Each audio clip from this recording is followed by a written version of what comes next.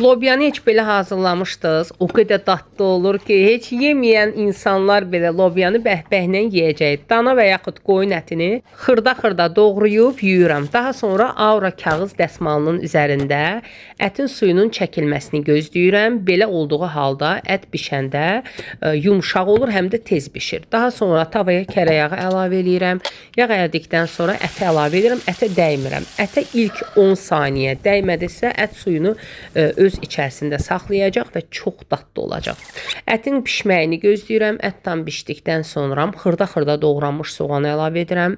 Biraz duz, duru yağ əlavə edib qovururam soğanı. Soğan bir 5 dəqiqə qovrulandan sonra biberi və qabığını soyduğum pomidoru da əlavə edirəm. Bir 5 dəqiqədə hamısını bir qovururam və salam. Daha sonra ən sonda lobyanı da əlavə edirəm, qoyuram bişməyə. Vamxodda yarım saata bişəcək. Mən lobyada yumurtanı çox sevirəm, amma elə bölgələrimiz var ki, lobyaya yumurta vurmurlar. Məncə yumurta ilə çox dadlı olur. Əgər çox bişirmişəmsə, onda nə qədər yeyəcəksə o hissəsinə yumurta vururam. Və salam, inanın ki, dadından doymarsınız. Çox dadlıdır da. Yanında qatıq, xiyar, pomidor salatı, müsibət gedir. Mütləq bu üsulla hazırlayın. Mənə sağ ol deyəcəksiniz.